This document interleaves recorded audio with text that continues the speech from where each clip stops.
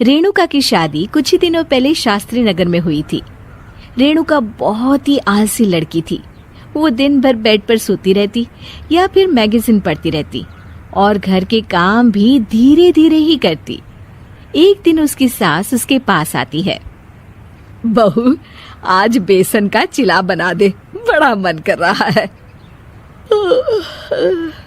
हाँ मम्मी जी, बनाती हूँ थोड़ी देर में। थोड़ी देर में?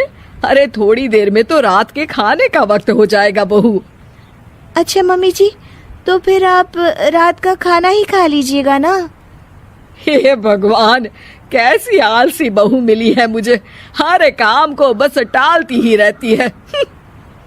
रेणुका दिन भर बस आलस पना ही करती रहती।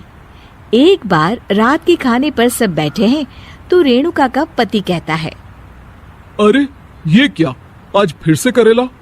रेणुका, हफ्ते में तीसरी बार ऐसा हुआ है कि करेला बन रहा है। कुछ भी बना लिया करो। अरे इतनी सारी सब्जी मिलती है मार्केट में। हाँ, पर अब कौन मार्केट जाए और सब्जी लेकर आए, इसलिए जो था घर पर वही बना दिया। बहू, फ्रिज खोल कर देखती तो पता चलता कि सारी सब्जियां रखी होती है, पर तुम्हारा आलसपन खत्म हो तो तुम्हारी नजर जाए ना। विशाल कमरे में आकर रेणुका से पूछता है, रेणुका, मैंने कहा था तुमसे कि मेरे लिए रुमाल ले आना। मेरे सारे रुमाल खराब हो गए हैं। तुम ले आई क्या? आज नहीं गई, कल ले आऊंगी। ओफो, पिछले 4 दिनों से मैं यही सुन रहा हूँ। बिना रुमाल के ऑफिस जाना पड़ रहा है। तुम तो बहुत ही आलसी होती जा रही हो रेणुका। आपको रुमाल की जरूरत है ना, तो खुद ही खरीद लीजिए ना। हाँ, अब वही करूंगा। तुम्हारे भरोसे बैठा रहा तो कुछ नहीं होगा। एक दिन दरवाजे पर बेल बज रही होती है और रेणुका सोफे पर बैठी होती है, पर आलस में दरवाजा खोलती ही नहीं। अरे बहू, कितनी देर से बेल बज रही है? क्या कानों में रुई डालकर बैठी हो जो सुनाई नहीं दे रही बेल? मम्मी जी, अब आप आ ही गई हैं तो आप ही खोल दीजिए ना दरवाजा। क्यों मुझे ताना मारकर और देर कर रही हैं? अरे वाह, उल्टा चोर को तवाल को डांटे। सास दरवाजा खोलती है तो उसकी पड़ोसन दरवाजे पर खड़ी होती है। दरवाजा खोलने में इतनी देर क्यों हो गई? सब सो गए थे क्या? और ये भी कोई वक्त है क्या सोने का? हाँ? अरे नहीं नहीं, ऐसी कोई बात नहीं है। आइए आइए, आप लोग अंदर आइए। ओफो, इन सबको भी अभी आना था।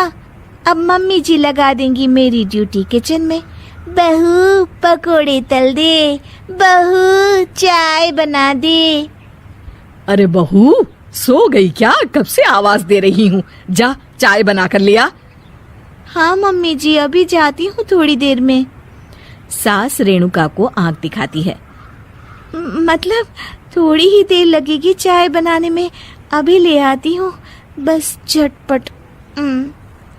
रेणुका रसोई में जाती है और इसी आलसीपन में वो चीनी की जगह नमक डाल देती है।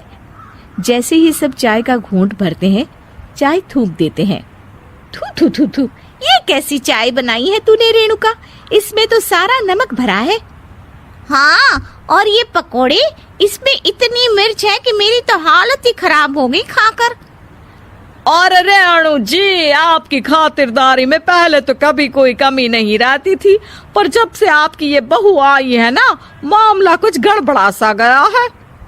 हाँ हाँ, जहाँ आप इतनी एक्टिव है, वहीं आपकी बहू एकदम आलसी, एकदम राम मिलाई जोड़ी लगती है।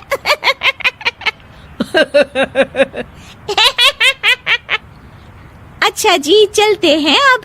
नमक वाली चाय पिलाने के लिए बहुत बहुत शुक्रिया। सब वहाँ से चले जाते हैं। अरे तूने तो मेरी नाक ही कटा दी बहू। वे लोग क्या सोच रहे होंगे मेरे बारे में?